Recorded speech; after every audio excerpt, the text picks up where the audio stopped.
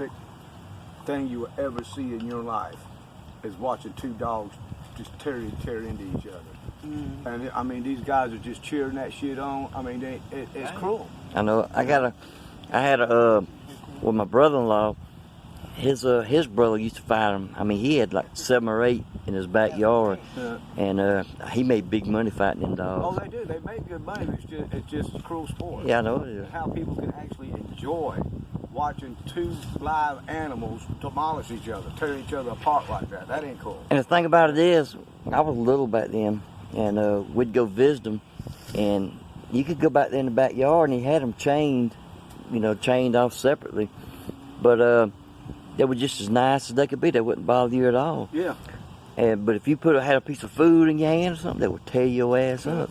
Yeah. And a lot of things I always hated about the dog fighting is the smaller dogs, how they would get the dog ready to fight. They call them bait dogs. Yeah. And they would throw small dogs in there with a fucking big pit and let that pit just tear into them and get that taste of blood. Yeah. Get him ready. That's what they want, that taste of blood in them. Get him ready to fight another dog his size. Yeah. But the sad part about it is these cruel people would actually ride through neighborhoods and pick out anybody who's got a dog like the size of my dog, Rebel, right there, and steal your dog. Yeah. And they'd steal your dog and take him home and throw him in the fucking pen with a goddamn pit. Yeah. And let that pit just kill him. Yeah. And that's horrible. For the blood, get that blood, that taste of blood. I guarantee you I'd be in prison. Because I shoot every freaking one of them. Yeah. Or like I even told my dad after I said, what did people need? I said, what I would do if I was a grown adult, this is what I told my dad. I said, if I was already a grown adult, I would take every one of those people right there, pour blood all over them, and let the fucking own dog tear their ass up and say, here, this is what your dog was going through. Yeah. If I let them see firsthand what it's like to have somebody just bite into you and tear you apart like that. Right. But that's all it would take. Just douse them with blood and let the pits kill them. Because that's what they deserve. Yeah. They don't need to go to prison. They need to find out exactly what them dogs went through. Eye for an eye. Right. And I even had this one black fella tell me, now this is real stupid. He says, but see, dogs don't feel pain like us. They don't feel that pain. Yeah. I said, bullshit. I said, why the hell you think they're hollering and screaming? Yeah. They're feeling themselves. They feel that pain. They feel pain just like we feel That's pain. to make them feel better about what they're doing. Right. Yeah. They're trying to convince themselves that the dog does not feel pain during a dog fight. Yeah. That's insane. It's a living being. Just like they've even proven with trees. That trees actually feel pain when you cut the limbs. There was this on one horticulturist. He did an experiment with some plants of his that he had, and he hooked up these meters to it. He said, "Now watch this." The meter was perfectly still. He took and he plucked off a leaf off of this plant, and when he did that, needle just started doing that right there. He said, "That's right there is proving to you that this plant is feeling you pick that leaf, because it's just as much as alive as we are." Well, I hope them turnip greens ain't feeling it, because I love me some turnip greens. That's right. But trees feel pain. A blade of grass feels pain. But he was experimenting. He was showing all different kind of plants, how when he cut a limb, or prune this, or prune that, how the needle will respond. So that's letting you know that plant is responding to what you just did to it. So it's feeling pain. Anything that's alive can experience pain. And everything here is alive. That tree is just as much as alive as we are. It needs water, it needs food, it needs sunshine just like we do. It has to have the same elements inside that tree that we have to have inside of our body. So that tree is just as much as alive as we are. Everything is. Well, look here. I'm sitting here. What's the name of this park? I can't remember the name of the park. This is Lake Olmsted. Lake Olmsted. I don't know that as many times as I come here. Sitting here with a friend of mine, James. How long have we known each other, James? I've been coming out here. About a year, I guess. Yeah, a good year or so, ain't it? Yeah. And we come out here today, hang out with James. He's got a friend of his sitting here with him. And JJ. Hey, JJ. Say hey. There's Stacy. Y'all know Stacy. And Rebel over there. And there's Rebel. Rebel's a good one. I tell you what, that is a good dog right there. Look at that. He's you shy. Pose for the camera? He's shy. Anyhow, come out here to talk to James today about some different things. We've been having some good conversations. And even though we don't agree about space, we can still talk and have a good time. That's right. And at the end of the day, it don't make no matter, does it, James? Nope, not to me. Don't make it matter at all. You know, it's all right if you want to believe we went to the moon. I'm not going to say nothing no different. I'm not going. When we leave, I'm not going to say, Stacy, he's crazy as H-E-double-L. He knows. Well, see, I've been into astronomy ever since the board. Like I said, I built an observatory for our high school. Yeah. Me and some other classmates. It's a new county comprehensive high school. Yeah. We all got together. We assembled. We from scratch. We built the building from scratch with bricks. We built our own telescope. You know, nice sized telescope to look out into space and stuff. You know, and I believe in a lot of weird stuff because I've actually seen UFOs. Yeah. You know, we had when I was 14 years old in Covington, Georgia. We was having a deer meat party.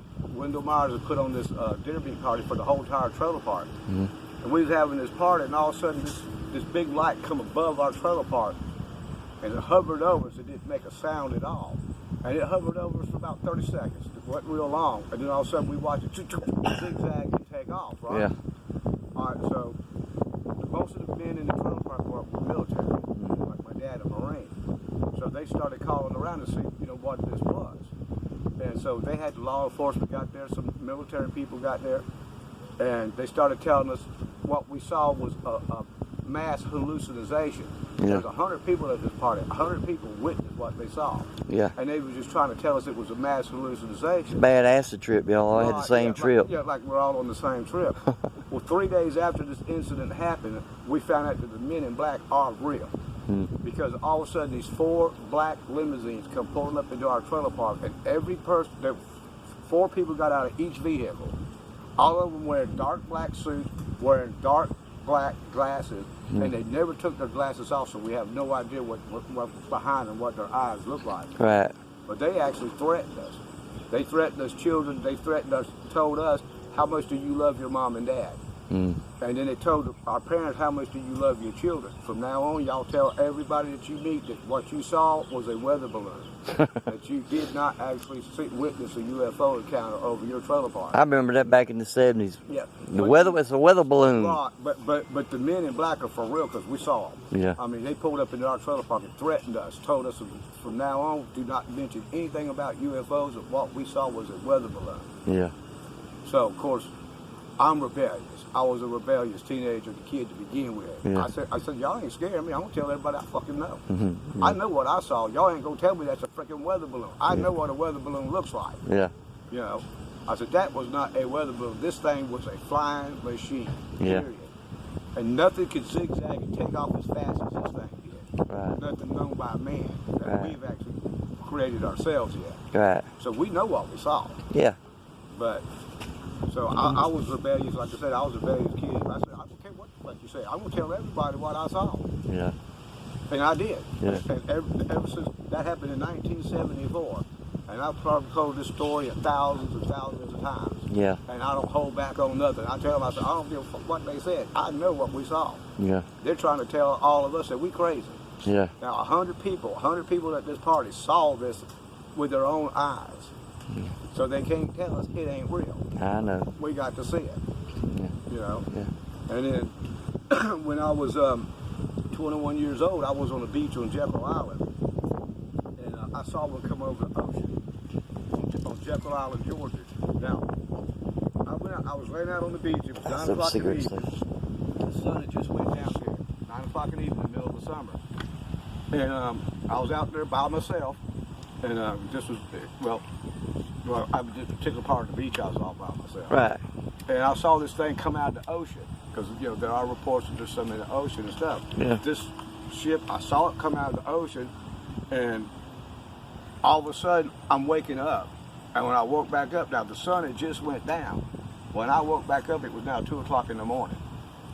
But it seemed like just like that. I didn't fall asleep. All I know was I was watching it. And then when I kind of like shook my head and got my senses back with me, I got up and I walked back to the little cottage that we was renting. Yeah. And my folks said, where you been? I said, I just walked down to the beach a little bit. He said, you know what time it is?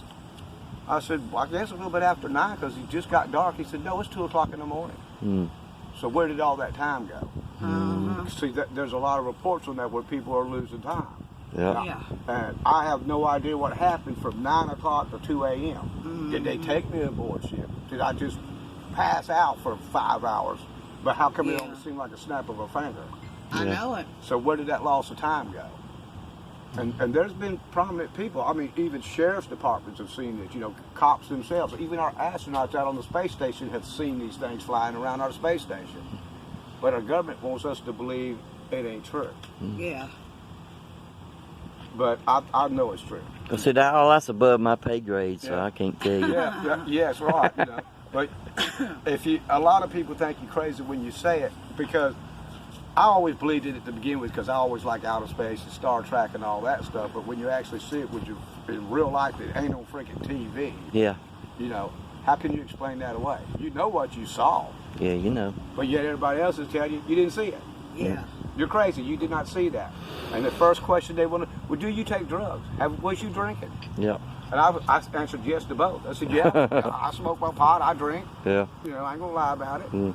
You know, but it wasn't I ain't never smoked no weed that made me see a spaceship. I never inhaled. Yeah, that's right. Yeah. Was it Bill Clinton? And I love my whiskey, and I ain't never drank enough whiskey to see aliens walking around out in the parking lot or a spaceship Yeah. land. Really? You know, I know what I saw.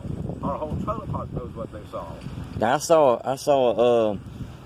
saw a mailbox one time, sprout legs. It was some good ass. This is Well, back in the 80s. Yeah. Sprouted legs, run across the road. Yeah, that's pretty cool. Yeah. That was a good trip there. Yeah, I had a tree talk to me. I was tripping real bad. I had to leave the park because I couldn't handle it at the time. So I walked out in the woods and I sat down on the ground. I was leaning up against this tree, and I heard something go, "It'll be all right, James," like that. And I'm like, "Where's this coming from?" And then it did it to me again. So I jumped up, and when I jumped up and I turned around, the tree had a big red mouth. There was a mouth like this big on the tree that had big old pearly white teeth, and it did, and moved it went, "It'll be all right, James." So I remember getting up and taking off and running. And I was running and running and running and running, and then finally, next thing I know, I'm kind of coming back to, and when I come back to, my shirt's tore completely off of me, and I got pine bark because it was a pine forest. I got pine bark all embedded in my chest, my face, my arm, everything. So apparently, I was bouncing off freaking trees while I was running. Well, what it was, the mother trees didn't want you to expose their friend for talking right, to you. They want me to get out of the They were forest. trying to stop you. That's right. They didn't want me to get out of the forest. Yeah. What, did you do some acid or something? Yeah. Okay, yeah. I was doing window paint at the time. Oh, I've heard of window pane. Yeah. That's a 4-way hit. Four-way hit. Yeah. Four-way window paint. hits a window pane. Yeah. Yep. That's a little more high than I want to I be. never did it again I after that. know, that's right. I never did it again after that. I used to do all that stuff in my following state. Yeah. Yeah. I used to live down in Tallahassee back in '87, and a friend of mine, we used to play in a band together, and he was buying liquid vials of LSD. We'd get the little brown bottle. Yeah, your little brown bottle, bottles yep. about as big as your pinky finger. Yep, and he'd pour them in sugar cubes. Yeah, exactly. It's Yep. peanut butter and sugar cubes. Yep. And Yeah. he was selling, I think he was selling for $5 a hit back then. Mm-hmm. And Man, that's cheap. well, it Very is. cheap. For a long trip, it is. Yeah, no, when I first started doing it, it was in the early '70s, so we was getting it for $1.50 a hit. Yeah. Yeah, Mm. Hell, I was $1.50 a born hit. in '71. Yeah. I was young then. Yeah, We did. Me and my first wife went down to Daytona one time. I've been drug free now for 21 years, That's good. but I still do drink my whiskey. Yeah. I will take a toke every now and then if somebody passes me a joint, but Yeah. I got off all the pills, the meth, the coke, Yeah. the hallucinogenic. I got a drink of whiskey with me if you want some. I got some. Oh, you got some? Yeah, Okay. yeah. Damn, Stacy, you trying to give our whiskey away, girl? Give my whiskey away. It's my whiskey too. Go sit in the van. Go sit in the van and we get. Bring me that bottle and sit it out here. Go sit in that van and we leave. But I tell people all the time, now JJ can contest to this. When I'm out here drinking, I tell people, say, don't even look at my whiskey bottle. Yeah. I don't fucking share. I don't care who you are. I do not share my whiskey with freaking nobody. Yeah. Yeah. Because I buy a certain bottle, a certain size. And you know how long it's gonna last you. I know. I can buy me a 24-ounce beer because I don't do nothing until 7 o'clock at night. I stay straight all during the day. Yeah. So I buy me a pint of whiskey, a 24-ounce beer, and it lasts me till to midnight. Yeah. I hit my beer first, and then I chase my beer with my whiskey. I always hit the beer first, and then I hit my whiskey. But I do it just right. and I know each and every swallow will get me to midnight. Yeah. And it gives me that certain buzz that I want. Yeah. And if you even take one sip out of my whiskey bottle, because it's happened to me, because my buddy Justin come Messing your buzz up. If you take 1 or 2 sips out of my bottle, I got to go back to the liquor store because my buzz is missing that one hit. Yeah. I mean, I can actually feel it. I need that one more hit. Yeah. And if I don't have it, I'm gone. I'm going to the liquor He store don't and get me drink some to more. get a buzz. He likes the flavor of it. I love I love the taste of a good drink of liquor mixed with some Sprite or Coca-Cola. Well, see, I drink mine And straight I out just the bottle. I slow sip it. I just Yeah. slow sip it. I like to take shots and get a little relaxed. Right, you yeah. know? Get relaxed, hell, get aggravating, Well, see, aggravate the crap out of me. on my grandfather's side, there used to be Oh, you moonshiners and say stuff that. up in the mountains of South Carolina. So when I first turned 18, of course, I'd already been drinking, you know. But my dad took me to a bar we'd already been drinking, so I thought I was playing dumb, like, you know, had never drank before. Yeah. He said, "What are you going?" I said, "Well, I'll take a whiskey and coke." He looked at me and said, "No, you won't." I said, "What are you?" He said, "You are a tailor. A tailor men drink straight from the bottle. Tailor men Right. do not mix their whiskey. That's Yeah. right. You ain't no sissy boy. You ain't gonna be no sissy. You want some whiskey? You gonna drink it straight up. Yeah. That's right. Yeah, that's it. Yeah, drink it straight. My gr- yeah, when I yeah, my lid just fell out. My lid just fell out of my glasses. I had to go get some new ones, but my lid just fell out of my glasses. I couldn't figure out why the fuck I couldn't see. And I got pissed off about it too, didn't I? I nutted up. You couldn't see that phone and somebody kept calling. Yeah. Those in the van. Yeah, I was kicking stuff, throwing stuff, cussing. The phone said, But I get aggravated if I can't figure something out. Yeah, I do too. I feel like no matter, do too. I figure no matter what problem comes my way, I should be able to handle it and figure out what the hell to do. Yeah. And when I can't, I get ticked off at myself because I can't figure it out. Yeah. It could be the bipolar coming out or something. I don't know. You Bipolar. got bipolar? But Stacy, you know anything about bipolar? I hear that you get real down and real high. and real pissed off at just some of the smallest things that normally wouldn't aggravate you at all. But on that certain time, you just explode. You know, Yeah. for no reason. For no reason, you're just a walking lunatic. You want to hit stuff, cuss people, you know, and it's serious. Yeah. I mean, what takes the human brain for? Because we have a lot of people just on medication. What takes what's wrong with our brain that we can sit here and be perfectly normal, and then a second later we're just fucking lunatics, hollering, screaming, cussing, and raising hell, and then all of a sudden in a split second you go right back to being normal. You know, what is making the human brain do that? Because it's your brain that's making you lose your temper like that. You know, and how you can be so depressed to tears, and in the next second you're fucking laughing and happy like you're at Disney World. Yeah. You know.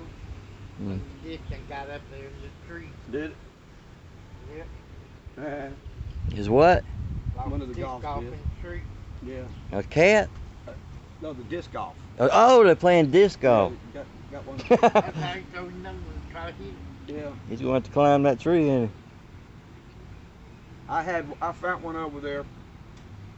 There's been about Um, two of them next thing you know. I found one he? over there. That's right. That's found what I one was over there At thinking. the beginning of the summer, there was a disc. I walked over there and it was laying right there by that trash can. Well, a lot of the disc golfers, they put their name and number in there in case you find their disc, and if you call them, they'll give you $5. Yeah. You know, for returning their disc. That's good. Because some of the discs they got out there are pretty Expensive, expensive. yeah. $50, $100, $200. Yeah. Some of them go up to $1,000 if they're a collector's disc. You know, certain discs. So they'd be glad to pay $5, Right, won't they? so I found this disc and I called the dude and I said, "I found your disc, buddy." He says, "Where at?" I said, "At Lake Olmsted." I said, up underneath the magnolia trees on hole number 2. He said, "Son of a bitch." He says, "I lost that thing 2 years ago." It took the wind 2 years to finally blow that disc out of the tree. Yeah. So he got his disc back after 2 years.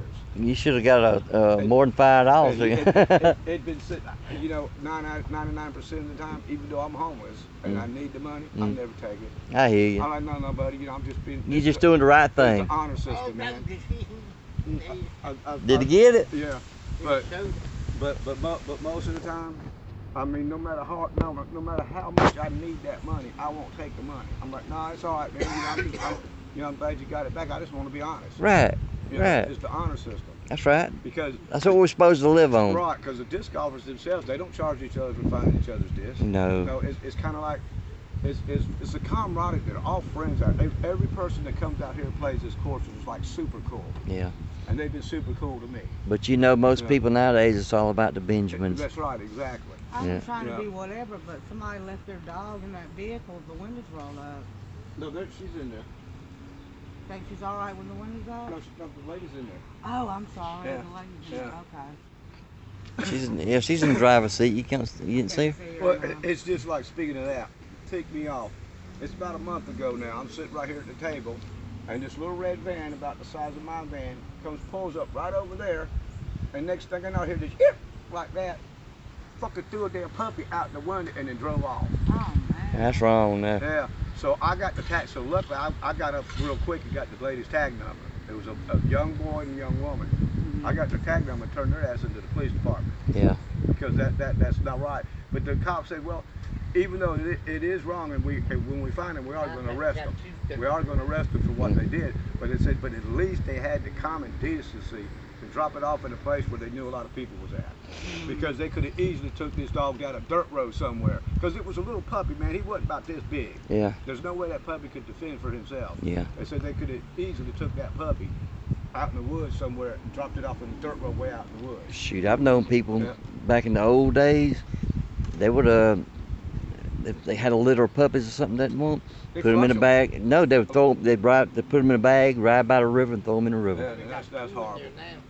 And I heard stories back when I was young when people like that had puppies and kittens as well. They would flush them down the frickin' toilet. But that's how they got all the alligators in the Exactly.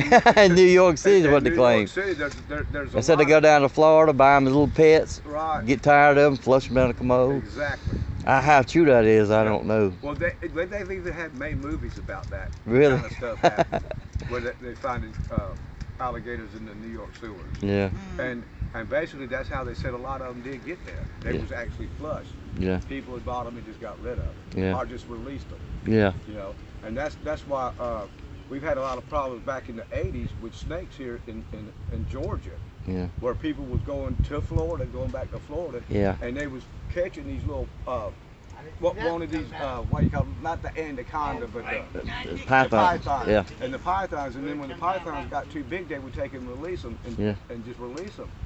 Well, but this one neighborhood, this pets started coming up missing. People's dogs was coming up missing. People's cats was coming up missing. And they thought it was a theft ring. They thought there was people coming in and stealing these pets. Until this one lady saw this snake go up underneath her house. yeah, So she called the people out, but this wasn't no baby snake. This snake ended up being a 20-foot python. yeah, And they showed this freaking snake was like this big around. yeah. And then all the neighbors looked at each other and said, oh shit, Mm. now we know where all the pets have been going. Yeah. Because the pets were disappearing and disappearing and disappearing out of this one particular neighborhood. Yeah. This freaking snake was getting everybody's pets. Oh, Yeah. man. That's crazy. Well, they That's get awful. big enough to eat us. Oh, yeah. Yeah, Yeah. especially the anacondas. They get big enough to eat a human being. Mm. You know, because their mouth will stretch open. They just get you on in there and let their asses dissolve you. Yeah. And like they say, like in especially out in some of these foreign countries like Africa and stuff like that, where they get some of them big snakes, who they have caught and found deers. Yeah, I've heard that. Full-size deer inside their bodies and stuff. It's amazing how they can open their mouths, Right. or dislocate their jaws or whatever, Right. so they can consume something that big. It could be 5-10 times the size of the snake's mouth. By the time they open that mouth all the way up, they got it. They got two of them. Yeah. How many they got stuck up there now? They had four. They got two out there, and they're still trying to get the other two. We have nothing else. They get some good exercise today, won't They'll they? go out by the time they get in and out. They take that stick over there, throw that stick up in there. Yeah. Let me see if I can find JJ, go it. climb that tree. Yeah, there they are. Ain't Georgia the jungle. Feels good out here today, don't it? Flip flop wrong, we're gonna get up in that tree. They're looking up in the tree with the hand on the head, going, huh? But how am I gonna get that out of there? Call the fire department. Tell them your kitty cat stuck in the tree. And then when the fire department gets up here, it's like, oh, never mind, we got the cat, but while you up there, could you get my disc? Well, the cat came down, but grab these frisbees for me real quick. They're really expensive. Oh, they get mad now if you call it a frisbee. Yeah. Disc golfers, Yeah. you do not call their disc a frisbee. Mm. What? But they pump. They'll tell you right quick like this is not a frisbee. Yeah. This ain't no whammo frisbee. This is a disc. That's a. And see, there is a lot of difference in the texture. Yeah. It ain't no regular frisbee thin plastic. These things are thick and they're hard. Yeah. And like in other words, if somebody throws it to you, you don't want to try to catch this one. Because if you try to catch it, it's gonna hurt that hand. Yeah. It's gonna cut that hand, probably break a finger or two. Well, I tell you what, I got some advice for them. Don't be throwing them discs or frisbees or whatever near a tree.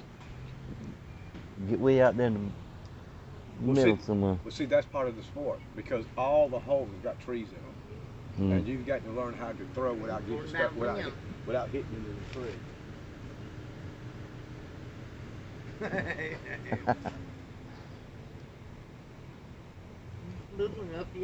Well, I'm sure it's entertaining watching them throw them, but I'm having good entertainment just watching them try to get them out of the tree. Well, I've seen them disappear down the drain, down the little drains over there. Mm-hmm. I saw one go down in the drain. This guy come up. He was looking everywhere for his disc. He said, "Have you seen my disc?" I said, "I know exactly where it is." Mm. He said, "Where?" I said, "It's down in the drain." Mm. He said, "That's impossible. There ain't no way you can get in the drain." I said, "I'm telling you, it's in the drain. I saw it go in there. Yeah. Because I've seen him go in this drain over here as well." Yeah. And so I said, lift that cover, you'll find your disc. He lifted up the drain cover, and there it was, laying at the bottom. He said, "Son of a bitch." He said, "I would have never," he said, "I'd have walked this park for 100 years and never would have thought to look down in the drain." That's when you look at him and say, "Doubt me again, brother."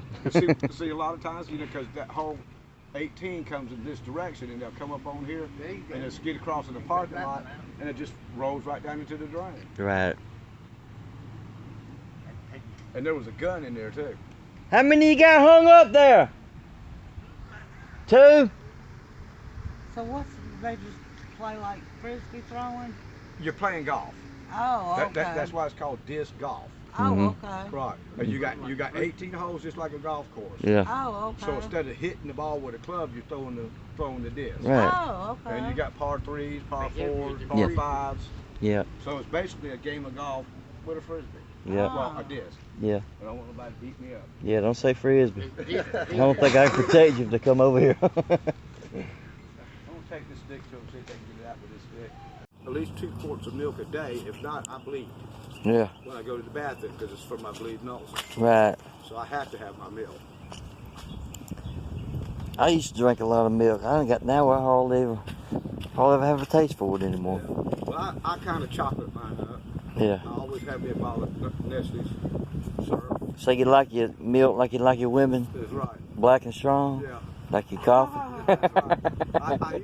I used to say back when I used to drink coffee, blonde and sweet, because I always liked a lot of cream and sugar in my coffee. Yeah. I couldn't stand it being black. We'd go to a restaurant, used to, in the mornings and eat breakfast, or we'd go to work or whatever.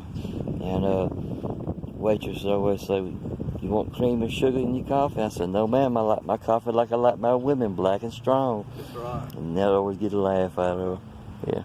And I always just said, "Well, I said blonde and sweet." How you like your coffee? I said, "Well, I like my women, blonde and sweet." I didn't want to be in the tape because my hair this is bad hair you're looking at. All right, well, I'll take you out then. There we go. Don't want no bad hair day. Know how women are about their hair. My friends used to pick on me. Well, I'm buried on my friends now, but I about buried most of mine too. I buried my last friend last year. My friends, me and him have been friends for 53 years since we were 7 years old. And I buried all my family. I ain't got nobody left but one sister. But you have to get over something.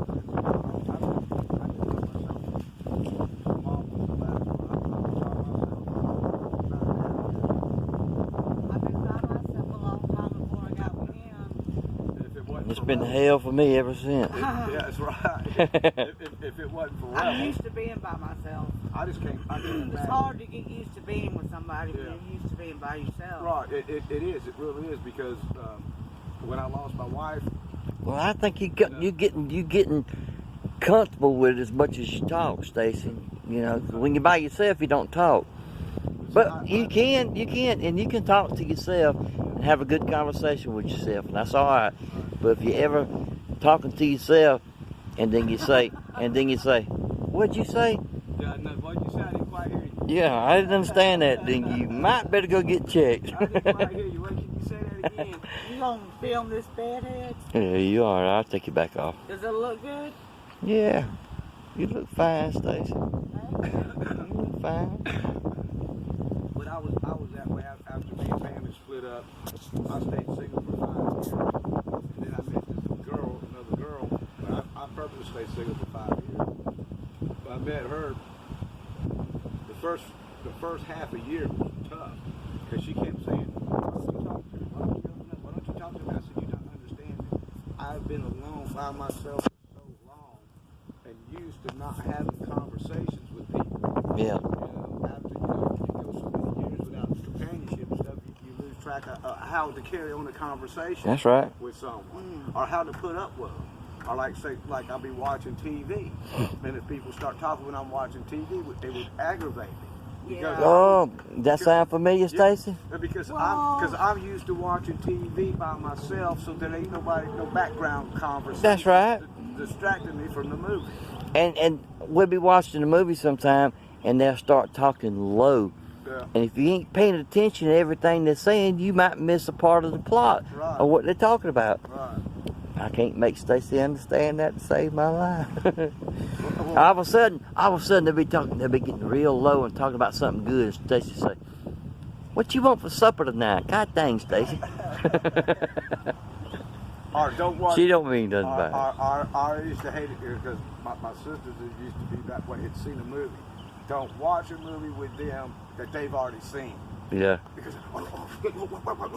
Yeah. let me tell you what's going to happen. I'm freaking watching the movie. Y'all don't see. Don't tell me what's fixing to happen. That's right. I want to see it and experience it myself. Yeah, there you go. There you go.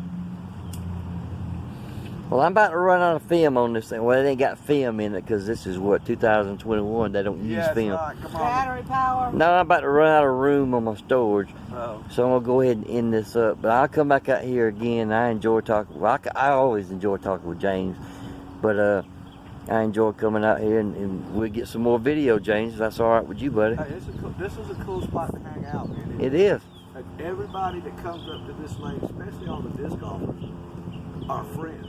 Yeah. Whether they know you or not, they'll come up and talk with you friendly. They talk to you like they've known you their entire life. Everybody up here is just super friendly. You in Georgia, brother. That's right. That's right. That's right. That's how we do it down here. Yep. Southern hospitality. Yes, it is. You know, I went to see a friend of mine, me and Stacy did the other day, Pearl, and well, we stopped by. Stacy wanted some shrimp and some fried fish, so we stopped by and got some. And I said, well, shoot, I was thinking Pearl liked some of these, and we'll go by and visit Pearl and drink a cold beer with her, eat some shrimp, eat some fried fish. And did we even call her, or we just showed up? I could just. We showed up. Yeah, I just showed up. But that's how you do it down here in the South. Did we? Yeah. Yeah.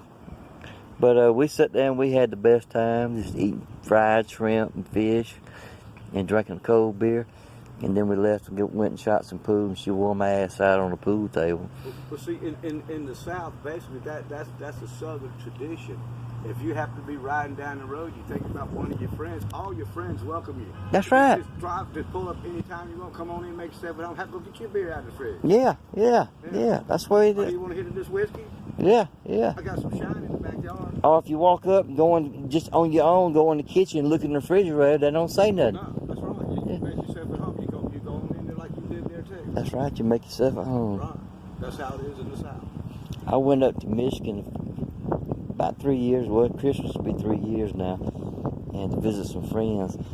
And they ain't like that up there.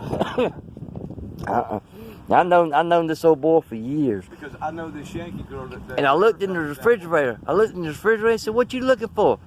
And I turned around and said, "Don't make no damn matter what I'm looking for." Yeah. And he looked at me crazy, like he didn't know who I was. Yeah. I said, "Boy," I said, "I'm going in your refrigerator to get me something. I didn't, I could have got you to get it for me, but I can get it for myself. I don't reckon you don't mind, do you?" And he said, "No, we just ain't used to people just going in our refrigerator like that." Yeah. and see, up north, because I know some Yankees up there in New York, the New York area, they'll tell you straight out, if you come knocking on my door without calling me, you ain't coming in my door. Yeah, I You know. gotta call me before you come over. Yeah, yeah. I don't care if you got to go down the street and get on the damn phone booth, the old-fashioned phone booth. Yeah. You ain't coming in till you call me. Yeah. I want a heads up before anybody comes to my house. Yeah. Hey, What you trying to hide, brother? being in the South my whole life, we never did that shit. No. Most of the time, we didn't even freaking knock on the door. We just walked up. That's right. Walked right on in. That's right. Really? Yeah. That's It true. Yeah. is. Yeah. Where everybody trusted, everybody was treated as family. Yeah.